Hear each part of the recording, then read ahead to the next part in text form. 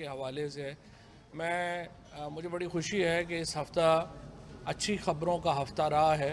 पहले तो आपने देखा कि किस तरह से एक जो साजिश हुई अदलिया के ख़िलाफ़ वो बेनकाब हुई, जिसका जो कड़ी सिलसिला जो शुरू हुआ वो राना शमीम के एफिडेविट से शुरू हुआ और फिर साबिक़ चीफ जस्टिस साकिब निसार साहब की एक जाली ऑडियो के ज़रिए ये सारी ब्लैकमेलिंग का एक रैकेट जो था वो एक्सपोज़ हुआ।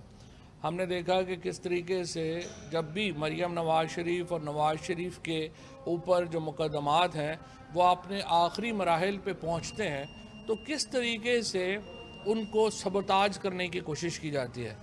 और इसमें कोई शुबा ही नहीं है कि आप देखें कि ये जब भी हम बात करते हैं कि जब 25-25, 30-30 साल हुक्मरान आप रह जाते हैं तो फिर क्या होता है कि आप हर शोबे में, हर मामले में अपने जो परवरदा हैं उनको वहाँ पर लगा दिया जाता है। तो राना शमीम में एक करैक्टर है कि आप देखें कि वो नून लीग के ओहदेदार थे, उनको उठा के गिलगित बल्तिस्तान का चीफ जस्टिस बनाया गया और फिर उनसे मर्ज़ी के एफिडेविट लिए गए।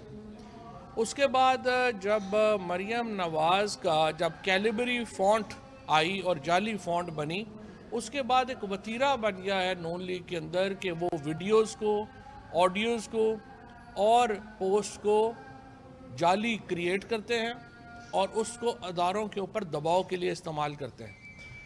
मेरे ख़्याल में अदलिया को इसका भरपूर नोटिस देना चाहिए और ना सिर्फ इनके ऊपर जो बदनवानी के जराइम हैं वो तो हैं ही, इनको ऊपर जो शहादतों के साथ जो खिलाड़ करने का केस है, टेम्परिंग विद एविडेंस का जो केस है वो बनने चाहिए और इनको उसके लिए अलहदा सज़ा जो है वो होनी चाहिए। एक पूरी मुहिम हम देखते हैं कि जुडिशरी और फ़ौज के ख़िलाफ़ चलाई गई, जिसका बुनियादी मकसद ये था कि अदलिया को और फिर फ़ौज को दबाव में लाया जाए और उसके लिए सहाफ़ी भी इस्तेमाल हुए, उसके लिए कई जो एंकर्स हैं उनको इस्तेमाल किया गया, प्राइवेट जो ट्वीट्स करते रहते हैं उनको इस्तेमाल किया गया और वाहिद मकसद सिर्फ ये है कि जो फ़ौज को और जुडिशरी को एक प्रेशर में लाया जाए कि नवाज़ शरीफ के मुकदमे जो हैं उनसे किसी तरीके से जान छूटे।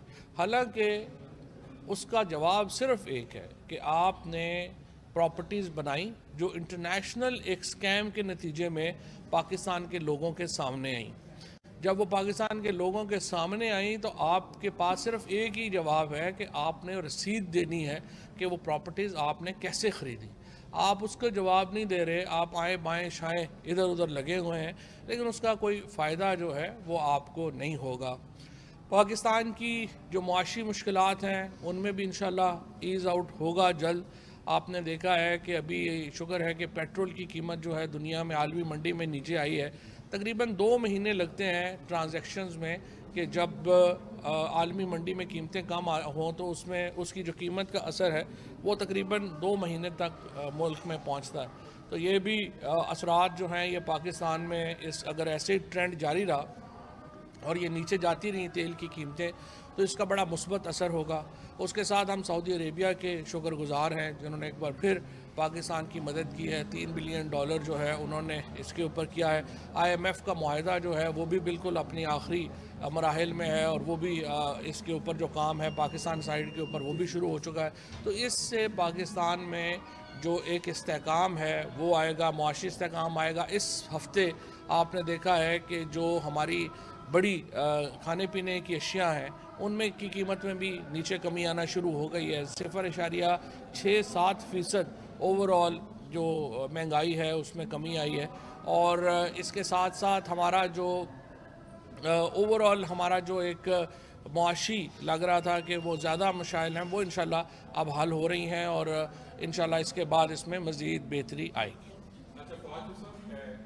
आपने जो है सहाफ़ियों के हवाले से जो बिल जो एक्ट पास किया वो बड़ा अच्छा है। हम समझते हैं कि आपने सहाफ़ियों के लिए बेहतरी की है पहली मरतबा मीडिया मार्कर के सामने।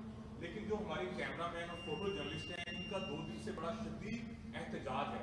एहतजाज ये है कि एक तस्वीर जो है वो 1000 अल्फाज से भी भारी होती है। तो ये सहाफ़ी हैं, उनको सदारती अवार्ड भी दिए गए हैं जाफरी साहब को। तो अब जो नया एक्ट है उसके अंदर इन्हें मीडिया प्रोफेशनल बना दिया गया है जो कैमरामैन फोटोग्राफर से। तो तो सर इस पे प्लीज नजरसानी करें, आपने जो अच्छा काम किया हम उसकी तारीफ करते हैं, आपने हमारे हक में इस पे जरूर नजरसानी। ठीक है जी। भी बताइएगा कि शहबाज शरीफ ने जो इलेक्शन कमीशन को खत लिखना है कि इलेक्शन में जो लोग मुलविस रहे मुख्तलिफ कार्रवाइयों के खिलाफ कार्रवाई की जाए इलेक्शन कमीशन। तो आपका ख्याल है कि जैसे कि आपने कहा कि फौज और रद्दिया को दबाव में लाने की कोशिश जारी है, तो इलेक्शन कमीशन को भी दबाव में लाने की कोशिश की जा रही है। इस मुल्क में एक ही सियासी जमात है जिसके ऊपर सुप्रीम कोर्ट ये कह चुकी है कि वो इलेक्शन धांधली से जीते थे, और वो PMLN है। नवाज़ लीग ने 1990 के इलेक्शन को में जिस तरीके से पीपल्स पार्टी से वो इलेक्शन चुराया, और फिर बेनज़ीर भुट्टो शहीद के जो मैंडेट था उस वक्त उसको जिस तरीके से चुराया गया, वो तो अब सुप्रीम कोर्ट ने उस लेवल के ऊपर तस्दीक कर दी। ये अलग बात है कि 1990 के इलेक्शंस के ऊपर PTI ज़्यादा मुतहर्रिक है, पीपल्स पार्टी माशाल्लाह हाथ मिला के बैठी हुई है उन्हीं लोगों से जिन्होंने ये सब कुछ किया। लेकिन बहरहाल मैं ये समझता हूँ कि इस वक्त जो अगर धांधली के ऊपर भी कोई एक ही जमात है जिसके ऊपर सुप्रीम कोर्ट लेवल के ऊपर ये साबित हो चुका है कि उन्होंने धांधली की, और वो नहीं।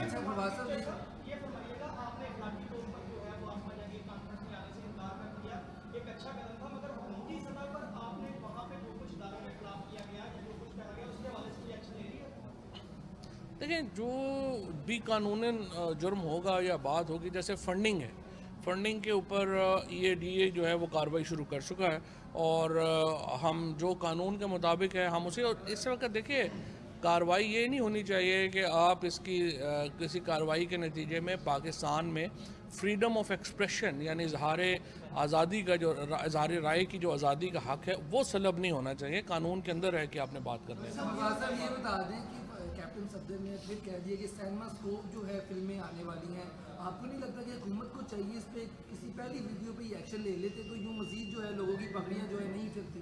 मैं तो समझता हूँ कि दोनों मियाँ बीवी बाकी काम छोड़ के यही काम शुरू कर लें।